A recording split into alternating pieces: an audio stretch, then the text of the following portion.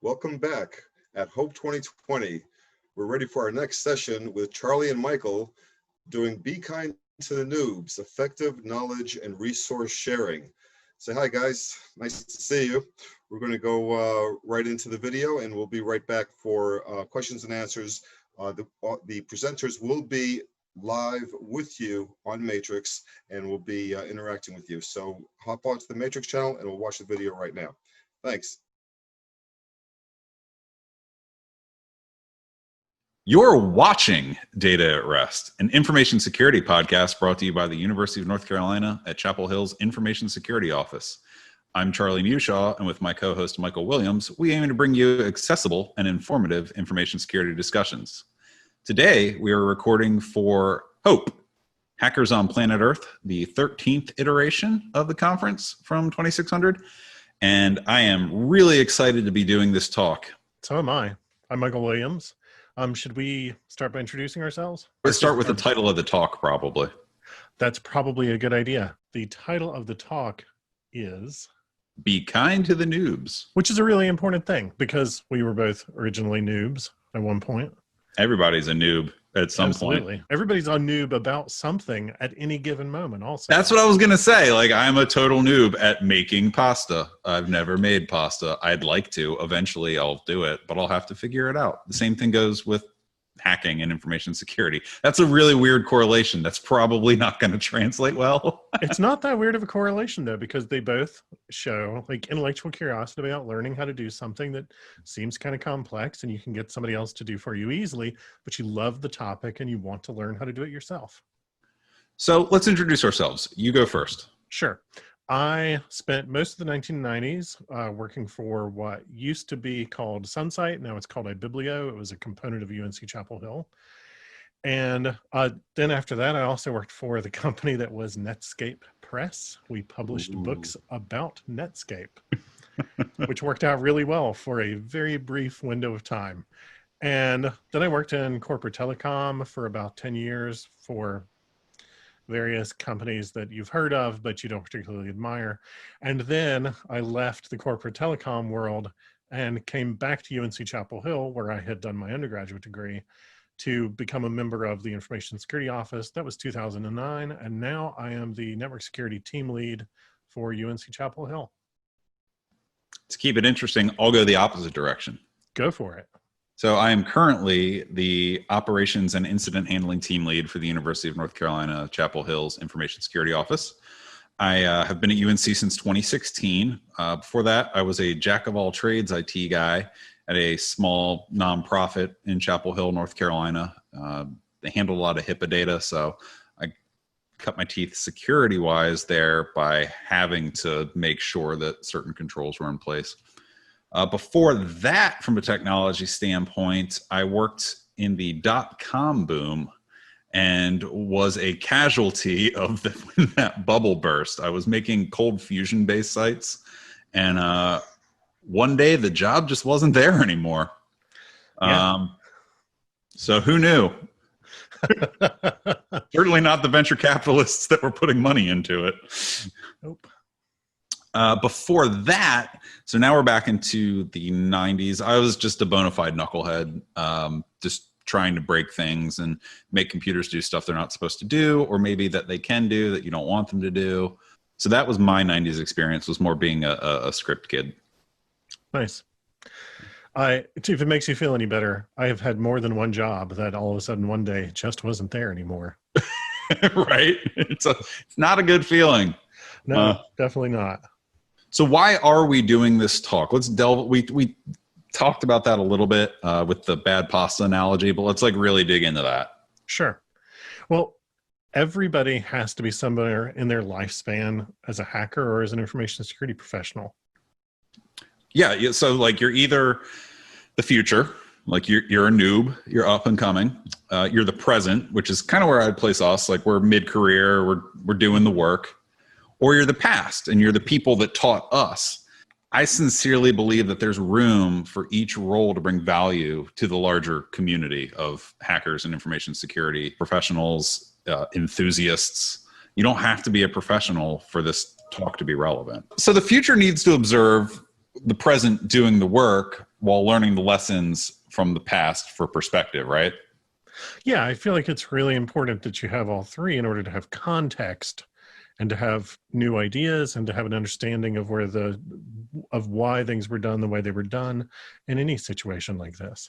So the future needs to observe the present doing the work while studying the past for perspective, right? And the people in the present need to not be dismissive of either the up and comers or the people that came before, because both bring value, like we talked about, and the people that came before, what they bring is perspective, because if we don't learn from the past, we're doomed to repeat its mistakes. Absolutely. We're all standing on the shoulders of giants, right? And we need that strong foundation. Otherwise, we'll just go out and make mistakes. Oh, you will make mistakes along the way anyway, but it can help prevent really bad ones. Yeah, I mean, all of these technologies, anything that anybody is going to be working with in information security is either brand new and nobody really knows it, except for people who have sufficient neuroplasticity that they have just picked it up like that. And those are probably the up and comers. And so they're worth listening to about that stuff. Or they're technologies that have kind of been around for a while, in which case you want to talk to the people who came before because you want to have their institutional knowledge, their hands-on understanding from having been there when this stuff was created as to why it was created that way. It's like COBOL. Why does COBOL every 5 years come up? Yeah. Because so much is built on top of it. When I was an undergrad at UNC, they had stopped teaching COBOL. Mm-hmm. Then very shortly, literally the year that I graduated, a whole bunch of COBOL programmers had to come out of retirement to try to fix the Y2K bug before Y2K happened. Right. And then that one keeps coming up. It's like the gift that keeps on giving. Yeah. So we want to focus on nurturing the future because we were all there. Maybe you're watching this right now or you're listening to this and you're at the beginning of your journey and you're looking for resources. That's kind of what we're going to cover. We're going to cover some good free resources that are available to learn. If you are sort of midway through your career, we're going to talk about healthy perspectives, how to treat people and build meaningful relationships and connections.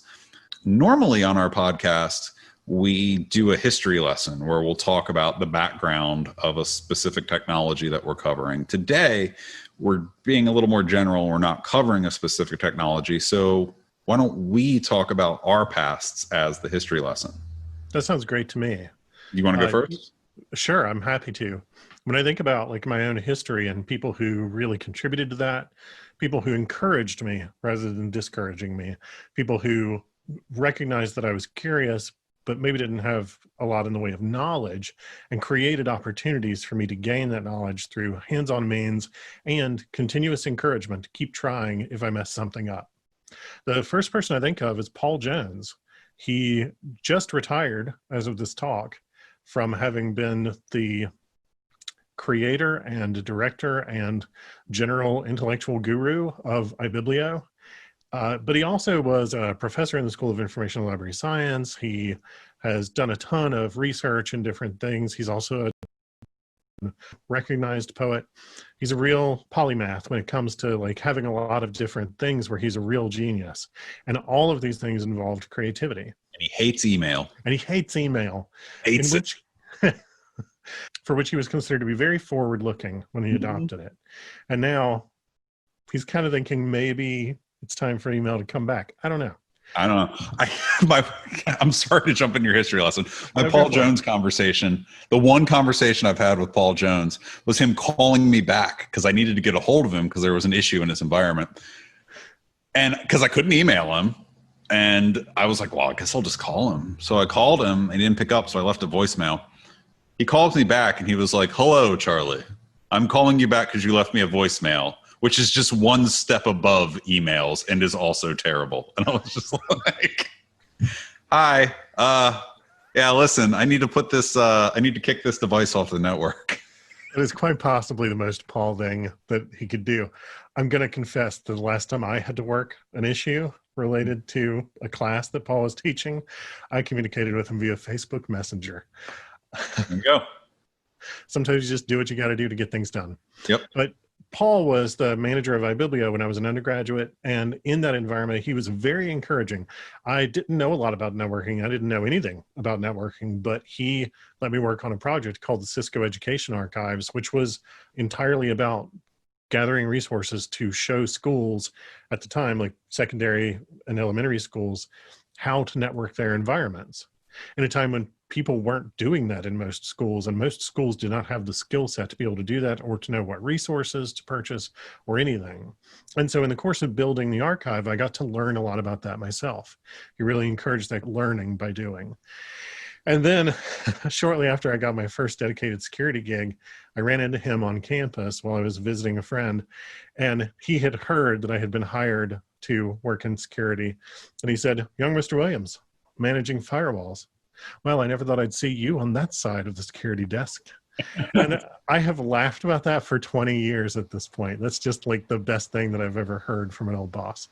I love the fact that people have Paul Jones stories. Oh, totally. He's a real character. Yeah. Another person that I would look to as somebody who really influenced me in terms of encouraging creativity and encouraging learning was an old manager of mine named Keith Ritchie. He hired me to be on the security team for a very small regional ISP, one of my very first jobs out of college. I didn't have a ton of security work. I had managed a couple of firewalls in a very minor way, but he really believed in giving people opportunities to pursue what it is that interested them.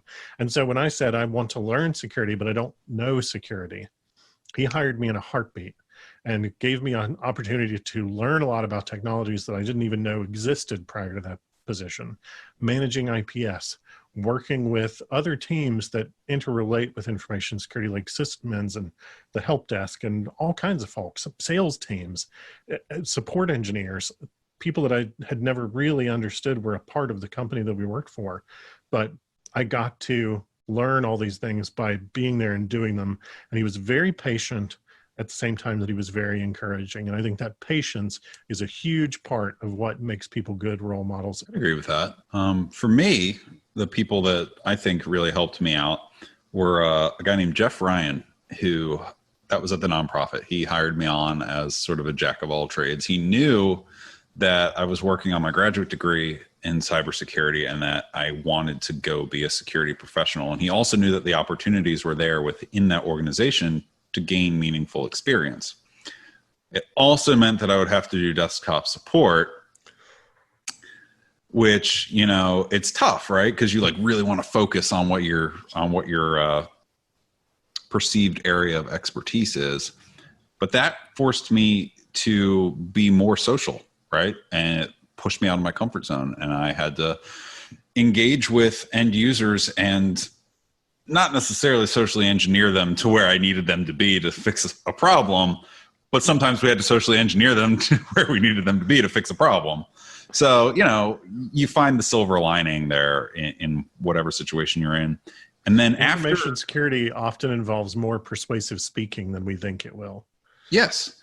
And then I think I might not have even been there a year. And this is like the CIO. And he basically says, "I'm going on vacation. You're the guy."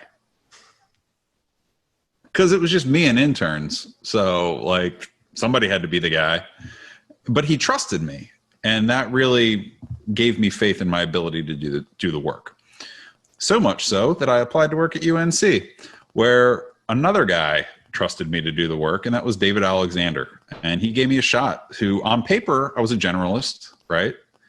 With a few certifications to prove that I understood core concepts. But as far as demonstrated work history in a specifically security-related role, I hadn't had that. And David gave me a shot. And he said, "All right, we got this project. How's this sound?" I said, "Sounds great." And I worked that project, and throughout the course of that project, got to demonstrate other skills. So those are two people that understood what opportunity looks like and gave me a shot. I think an important part of both of our stories is that there was someone who recognized that, generally speaking, people will often live up to the expectations set for them. Mm-hmm. And that they were willing to create an opportunity for us to rise to the occasion. Yeah. I think that's a great way of putting it. So let's jump into, because, you know, we are on a timeline. This isn't like our normal podcast where we can just blather, because we will blather. I enjoy blathering. Yeah, me too. I'm a fan of it. Let's jump right into what should people do looking for resources to learn, looking for opportunities. For me, I would recommend everyone jump right into command line, whether it's Linux, PowerShell, whatever. Get comfortable making mistakes and entering commands. Even if you're just doing the most boring, benign stuff, get used to that type of interface. One day you'll find you're just not making as many mistakes, and you're going to have a handle on manipulating your machine or your software in a way that the GUI just doesn't always allow. Even if you're completely new to it, something as what other people might consider simple and many people might consider scary, as downloading and installing Linux.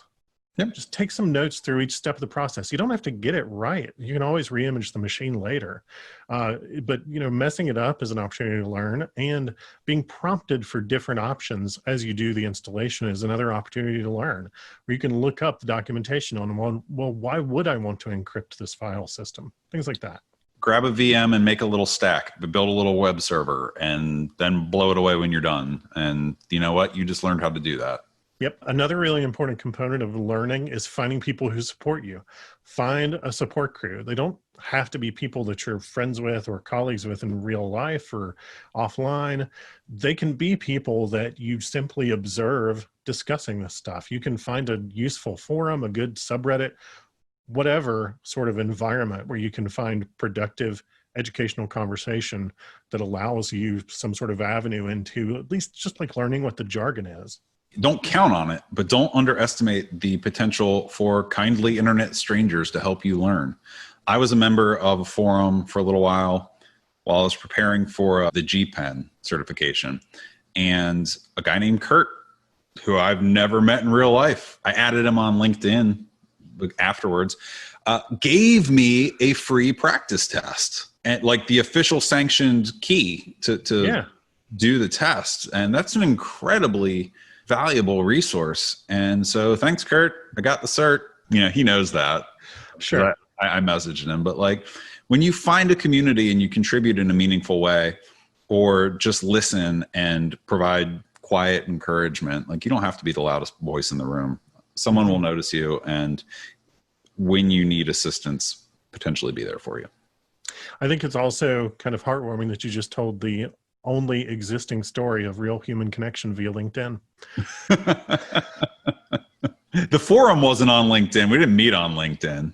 No, but two people who knew each other for some purpose other than trying to recruit the other for a job. Right. Or selling them something. Yes. That might need to get edited out. I don't know. No. It's very real. Wow. I can't wait to find out how many LinkedIn people at this conference. Other things like learn some scripting languages, some simple programming languages, like get exposed to the kind of stuff that people really use out there. Python. Yeah, Python. JavaScript. A lot of stuff that you might think, well, I'm never going to actually use that in reality. It'll help structure your thinking about this stuff. The last program that I wrote that compiled was in Mac Turing. Okay. A language a lot of people don't even know existed. Yeah. But Right. but that helped me understand what it is that programmers are trying to achieve when they're structuring the language of a program when they're building it. Something that I really think is important, and this goes back to what I was talking about doing desktop support, like in person. Get comfortable talking to different people, like types of people that you would never talk to in your personal life, not because they're bad, just because they're different than your social circle, right? Get comfortable engaging with the people around you. Think of it as a role play. Learn to communicate. You might even make friends along the way with people that you otherwise might not have. I think that in many ways we're an example of that, in that like we're people who never would have met if it weren't for work, and then we clicked immediately. I think a really important note is get comfortable talking to different types of people, even if you're antisocial in your personal life. Yeah. This is especially true if you want to do information security for a living. Like I said earlier, a lot of your interactions are ultimately going to boil down to being persuasive speaking in some form or fashion. And you have to make a conscious decision about how you're going to present yourself in order to get what you want. a lot of times being a professional is a form of social engineering. And that sounds like it's spin, but it's really not. No. A number of times in my career when I have had to say, okay, there is a version of me that I have to perform in order to get what I want, is longer than I could ever possibly remember. I feel like an important corollary to that is go out of your way to network with people who are not like you and are not like the majority of people in your environment. You've got to seek perspectives and experiences other than your own to increase the range of viewpoints from which you're going to draw your colleagues' perspectives and try to come up with solutions for whatever the project or goal is that you're working on. It's like the echo chamber thing. You want to avoid the echo chamber. Yeah. The tech industry is overwhelmingly sometimes a monoculture. But if you think of like the technical tools that we use, we want as many different ways to solve a problem as we can get. You know, we don't just give up on a problem if it turns out the tools that we have available to us aren't good enough. We find new tools. We figure out new ways to approach a problem. And in many ways, the ways that we network and the social connections that we build professionally and personally as we pursue this stuff are the same. The more different types of people we get to know, the more different types of people that we work with and that we welcome into the environments where we work, the more perspectives and viewpoints we have available to us. There is this obvious problem of the tech industry kind of being not just a boys club, but like a white boys club. And the ways that that creates opportunities for the tech industry to overlook things. Here I'm thinking specifically of in 2009 when HP developed a people tracking webcam that was incapable of seeing African-American people. Yeah. That was a development team that needed to be more diverse. Yeah. So yeah, the punchline is don't allow your environment to become an echo chamber. Yes. Diversity is not just a hashtag. It's something that brings real value into the world and will bring value into your life, not only professionally, but personally as well. Yeah. And it's not just about like reducing people who are not like yourself down to another widget that you can use to solve a problem. It's more about like increasing our own internal ability to conceptualize the world and the perspectives of the people in it. Talking about perspectives of the world. As a noob, you need to identify exactly what it is you want to do beyond being the elite mythical hacksaw, right? Yeah. Like figure out what it is you like. I can't tell you how many students have approached us at UNC and like, how do I be a hacker? And it's like, sit down. Let's talk. What do you like? Do you like investigative work? Do you enjoy trying to make things do what they're not supposed to do? Do you want to invent a new way to solve a problem that already has existing solutions, but you think you can do it better?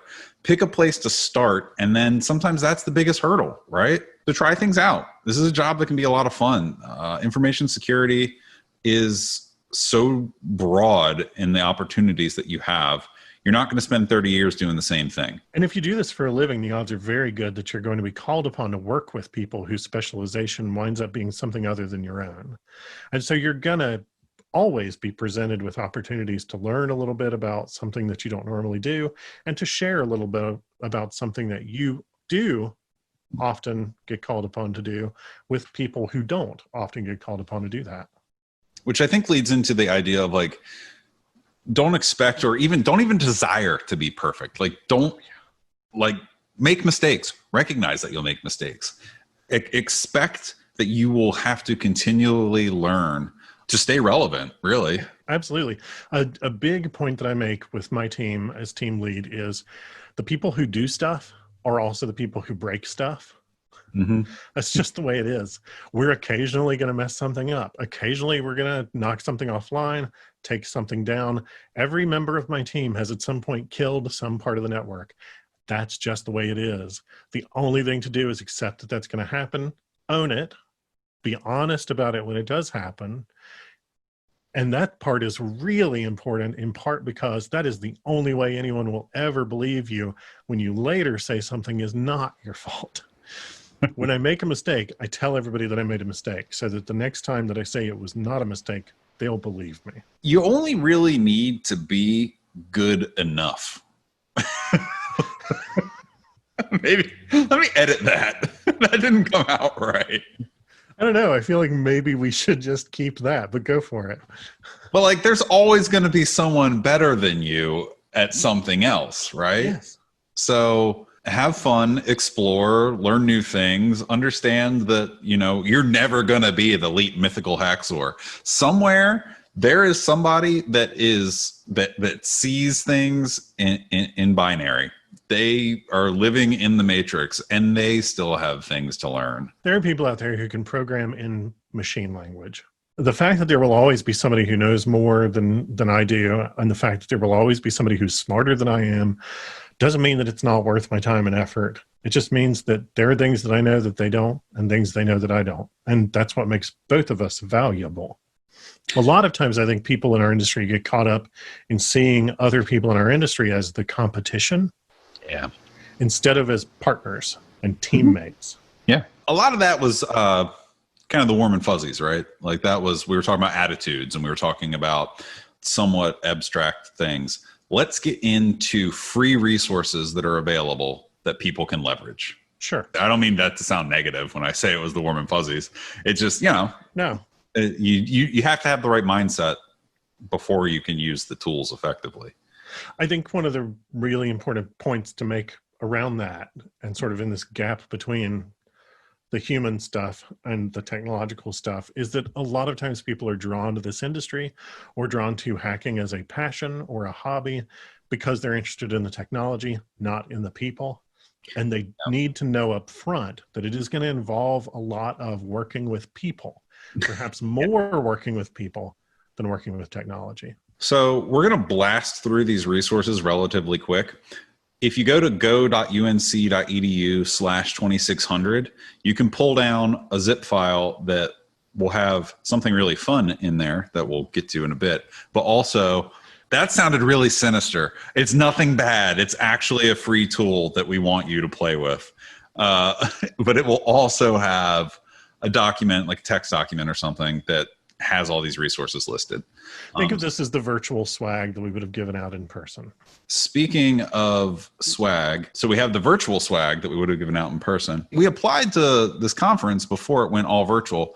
We have stuff that we were going to give out. We have stickers. We have little cups with our logo. We've got little 1-inch buttons. Drop us a line, data@rest@unc.edu if you want some of that stuff, and we'll get it in the mail to you. So you've got virtual swag. I'll mail you a sticker. We would have done that anyway. Just now we got to put it in the mail. Yeah. To the nuts and bolts. Some full-size courses and guides. Linux fundamentals. We very early on said, go work in the command line. Linux fundamental live lessons is more than 10 hours of video training. It's by Pearson. So pearsonadvanced.com/courses/Linux fundamentals. It's free. It'll help you build an understanding of working with Linux. Metasploit Unleashed, kind of getting into the fun stuff here. In-depth Metasploit guide, totally free through offensivesecurity.com. You want to talk about a little bit about some self-paced hands-on workshops, some of which are more well-known and some of which a little less? One of them is the Hackzor web app, CTF. Hackzor, it's a realistic web application hacking game. It's designed to help players of all abilities develop their skills. All the missions are based on real-world vulnerabilities. So playing this game actually does teach you things that you would use in production. Some big ones that are pretty well-known, Hack the Box, the Damn Vulnerable web app. This is where we get to the fun one. This is not a well-known one. This is developed in-house by our interns in the UNC security office, Hassan Asadi, Zach Goodman, Lorenzo Murinelli, John Fashuk. These 4 guys wrote a web application that you can basically teach yourself SQL injections and a few other attacks with. And it comes with full documentation. So if you don't know anything about the attacking a website, a database-driven site, this will walk you through. This is a learning tool, and you can get that at go.unc.edu. hack.me/2600 with full documentation. Okay.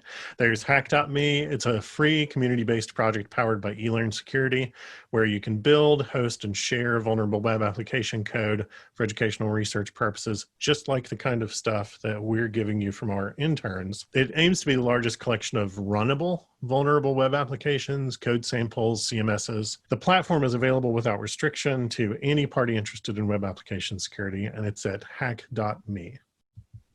Hacker 101 is another one. There's a lot of these resources, and this list isn't exhaustive. So you might know stuff that we don't. Feel free to email us and tell us about it. When I was getting started, the only way to get your hands on any sort of like virtual network or virtual lab environment to do hands-on learning of networking technologies was to buy very expensive educational materials, usually associated with getting a certification from a specific vendor. Now there's a ton of this kind of stuff out there, and a lot of it is free and open source, and it's really fascinating to me. So there's Educational Network Simulator. It's specifically designed for high school or secondary education students to learn basic network components, things like IP addressing, subnet masking. It's designed to teach real fundamentals, but it uses what are largely fake protocols or sort of like simplified protocols. It teaches you how networks work in the same way that like a lawnmower engine teaches you how an engine works, but just because you took apart a lawnmower engine does not mean you should run across the street and take apart your neighbor's Corvette. Another one is Labtainers. It's from the Naval Postgraduate School Center for Cybersecurity and Cyber Operations, which is by far the fanciest name that we're going to have in this. Yeah, that was a mouthful. That was a right. big name. In my notes, it says, ooh la la. Free and open source lab exercises, self-contained tools, has nearly 50 lab exercises built in, and all of them fully documented. It explicitly includes labs for network security exercises, such as spoofing an ARP address, configuring a firewall, using Nmap to scan a host. You can exploit well-known TCP/IP vulnerabilities. You can experiment with SYN floods. You can experiment with SQL injections, all kinds of really useful hands-on stuff that you need to be able to understand if there's the sort of stuff you're going to defend against. CNET? What? Not that CNET. Yeah, I was like, wait, what? I'm looking at your notes. I was like, huh? Yeah, so years ago, the University of Western Australia created something called Oh, yeah, I know that one. yeah, the CNET network simulator. No, I'm making fun of myself. I have no idea what you're talking about. Oh, okay. That's fair. The University of Western Australia created something called CNET Network Simulator. It runs on Linux and Mac OS. They don't have a Windows version, but they say that there are ways to get it running under Windows. It's designed to be used in their undergraduate networking courses, and it includes the ability to simulate wired networks, but also, importantly, wireless networks, Cool. which is sort of unique. I've never used it, but it looks really cool. And it looks like there is plenty there for people who really want to geek out to be able to dig in. Then there's Common Open Research Emulator, CORE. That one comes from the Navy. It lets you emulate networks, and if desired, you can emulate them across multiple different physical machines. So you can get really complex with your virtual network. Yeah. And you can hook that virtual network into real networks and have it talk, which is even cooler. And it kind of sounds potentially dangerous. Yeah. Which is sort of my favorite flavor of interesting. Yeah. No, you could get yourself in trouble with that. I like that. Yeah. And the last one that I want to talk about is it's called Cathare. I'm not sure exactly how to pronounce the name because there's some accents in some interesting places, but it's a version of NetKit, which is another simulator. It's built in Python to be extremely lightweight. It's designed specifically to be used by student populations that should experiment with networks and with network security. It includes both traditional physical networking protocols and also software-defined networking features, which is what kind of makes it unique. And it's useful to people trying to learn like many different kinds of environments. Again, like the part of about that just blows my mind is how many really complex and customizable virtual network environments and laboratory environments are available these days for free. Yeah, because I remember just being like, you paid a bunch of money and you got Cisco's. Exactly. Like that 20 was years ago, I had to pay like $300 for a book that came with a CD right that had on it the ability to simulate like 2 Cisco routers and a Cisco switch. Yep. That's what I remember. And even then they were trying to sell you the bigger version of the software. Oh, yeah. Yeah. And the assumption was if you were going to invest $300 in that book to get that CD, you were probably also going to invest like $5,000 in taking a bunch of tests. Yeah. You know my opinion on the certification racket from our working in cybersecurity episode, which I will spare everyone here my rants and raves about that, and move on to books. Let's talk about books. Tribe of Hackers is a really good book. Came out, I think it came out in 2019. I don't know. It's good. I have it. I read it. Got a lot of good press. There's a lot of motivational stuff in there. There's a lot of great perspectives. All of our intern staff got a copy at the end of the last academic year. And then you've got some notes in here. Yeah, there are a couple of books that I want to recommend. One is Hacking the Art of Exploitation, second edition. That came out in 2019. It is distinctly not for beginners. Okay. And if you go read the reviews of it, a lot of reviews of it will say, wow, this book is fantastic. And if you're looking for a place to start out, this is not it. But if you're somebody who already knows a lot about the ways that a computer system is architected and the ways that it works, then this is a book that will let you, via a live CD that comes with it, really dig in and do a bunch of hands-on experimentation and run a bunch of hands-on labs with a really close-up view of how a lot of different exploits work and why they work and how to try to prevent them if you're a programmer, things like that. And then another one that I just think is an interesting look at the human side of all of this technology is Black Software, which is a history of the racial justice movement as it intersects with the internet from the very beginning of internet technologies being developed up to today. And some of it is about the importance of Black inventors and engineers and software coders and folks like that in developing the technologies. And some of it is about the ways that these technologies were used to sort of try to silence those voices. And again, this is a really important part of remembering that we will benefit, all of us, by having a more diverse environment. Moving on to podcasts, there's only one you need to know about, and it's ours, data@rest.unc.edu, available. Congratulations, you're done learning. Apple, Google Play Store, all the other places you can get your podcasts. But there's also the Stormcast, the Black Hat webcast series, Sans webcasts. There's so many security and hacking related podcasts. What's that one? Darknet Diaries, which is just about big hacks. That one's really cool. Yeah. Lots of podcast resources. And again, I know we're moving quickly. We are on a timer. We are. Very quickly, I just want to plug the Software Engineering Institute's podcasts. They cover a lot of topics, but they also have a series specifically about women in software development and cybersecurity, talking about their career paths and offering advice. So lots and lots of podcast resources available out there. Cheat sheets when you're learning command line. Even when you've learned command line, cheat sheets are still great. Sans offers a lot of cheat sheets. They also have a list of tools. All of this stuff is going to be in the text document in the file. So if we're talking too fast or you have a question, like what did they say, these resources will all be listed with detail in the file at go.unc.edu/2600. And we hope that you download it and check it out. The purpose of our institution is to spread learning and increase human understanding. So that's what we're all about. So huge thanks, 2600, for having us. This is an absolute honor to be a part of the first all virtual Hope. As someone that's gone to Hope in the past, in Manhattan, to be able to be a part of this, especially in the first online one, it's cool, right? Because it's never been done before. As somebody who was going to local 2600 meetings at the food court in the mall 20 some years ago and have subscribed to 2600 for many years, this is an absolutely incredible honor. Thank you. We hope you'll check us out on our regular show. Drop us a line, data@rest.unc.edu. We'll send you some swag if you want it. And I guess we'll move on to the Q&A. Yeah, thank you. Joke. And that cannot be the stinger because that will just sound conceited. Actually, what I just said could be the stinger. That cannot be the stinger because that will just sound conceited.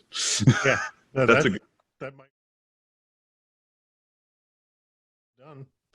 I could have done weird clown makeup or something. I was about to say, which member of KISS would you be? Right, you know. Nobody wants to be Juggalo. Nobody wants to be Peter Criss. They'd rather be a Juggalo than be Peter Criss. I'd be whoever the cat was. That's Peter Criss. Oh, okay. Well, then I want to be Peter Criss.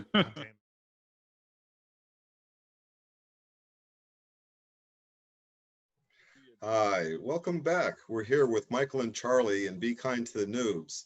And that was a great presentation. Thank you very much for sharing that with us. I'm glad you're here with us. Thanks Say for having hi, us. everybody. Yeah. Thank you for having us. Super stoked to be here. Really happy to be talking to people in the chat as a reader and a person that's gone to the conference in the past. This is amazing. Thank you. Thank you. Yeah, it's for us too. It's really been great to be able to interact with the attendees and also with the presenters as well. But let's get right into the question then. The first question is, I always thought Wireshark was one of the first things to learn to getting into InfoSec. Did it get name dropped and I missed it? It did not get name dropped because I tried to get really fancy with my tool recommendations and I didn't think to list Wireshark, but Wireshark is foundational. It's on every machine I've ever used for work in my entire career and highly recommended. Really useful tool. You can use it to sniff packets, look at the way the packets are constructed, learn all kinds of things. If you learn how to use Wireshark effectively, it will make your use of a SIM a million times more effective because you won't be reliant on the SIM to give you the data. You can actually look at the raw captures and extrapolate stuff that the SIM might miss. What's a SIM, Charlie? It's a very fancy tool that costs a lot of money that tells you what's wrong on the network. It does the work for you. It's great. Yeah, you got that right. But sometimes we have to dig a little bit deeper. Yeah. Got it. Yes, I agree. Wireshark is definitely foundational. All right, let's go on to the next question. When did you know you are past being a noobsy? If you sit on your ass and don't bother to learn, you'll never get past noobs. Yeah. We're all noobs, right? Like Yeah. There's always somebody smarter than you. There's always somebody better than you. There's always somebody that knows about the thing that you want to know about. So the only way to like continue breaking out of that mentality of I'm a noob, which that's all it really is. It's just a mentality. To break out of that mentality, just keep learning. Yep. I think the most pragmatic answer that immediately occurred to me was when I like how you're just like, Charlie, shut up. No, not that your philosophical answer is wrong or bad, because it's not. It is correct and good. But I think for me, the first thing that sprang to mind was the first time I got to spend somebody else's money. That's when I realized, oh, I guess I'm doing this for real. Yes. Yeah. So this is, if you've never listened to our show, this is the dynamic. I say something one way, and then Michael says it a way that sounds a lot better. Not better, different. That's right. It's beautiful seeing the two perspectives. All right, our next question is, what, if any, value is the value of certifications for a professional, especially for a new person? Is it critical, good, or okay if you got a cert, move on? So we did a whole episode in season 1 of our show, Working in Information Security, where I went off on a tirade and am genuinely afraid that ISC squared is going to come take away my certs and CompTIA is going to come take away my certs, because I do think it's a racket. I think what you should do as far as a professional is get what will help you through the HR process to get the job that you want and nothing more. It's a racket. They're always going to want you to be paying recertification fees. They're always going to want you to be chasing their next cert. And this is true of most certifying boards or groups. There is definitely value to get you in the door and over those HR hurdles. So figure out what role you want to chase. Figure out what cert will help you in that chase and get that one, but don't become a paper tiger that chases every single cert just to chase certs. Yeah, don't be one of those people who has like 47 acronyms in their email signature, because that kind of just makes you look like a jerk. But also, bottom line, certification organizations are essentially a mafia in our industry. And if the mafia runs the only game in town, then that's the way you got to play. I think that the value of certifications is in the process of studying for a certification and not in obtaining the certification.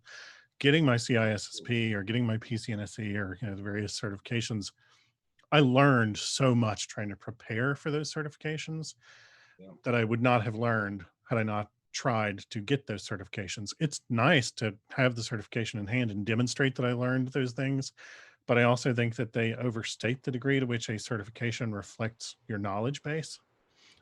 If you're somebody who's just starting out, what I would say is identify a certification that A, does not cost a lot, and B, you can prepare for at your own pace. And whatever that is, there's no wrong certification to pursue as long as you keep those in mind. Certifications are a great way to spend a ton of money for zero guaranteed return. And so like, keep it cheap, keep it easy, and remember that the studying process is the learning opportunity for you. I would like to Exactly. add, because of the work that goes into the more difficult certs, there is nothing wrong with being proud of having them. I might not like the companies that run the racket, and I may have spoken disparagingly about them earlier, but there's nothing wrong with being proud of the certs once you have them. You put work, if you put work in to get it, be proud of it. Yeah. No, they're going to bury me with my CISSP. That was 8 months of sheer hell, and I had been doing it for 20 years. Yeah. Yes, I remember getting mine back in '98. I have a 4-digit CISSP. Ooh, which is, that's a collector's item.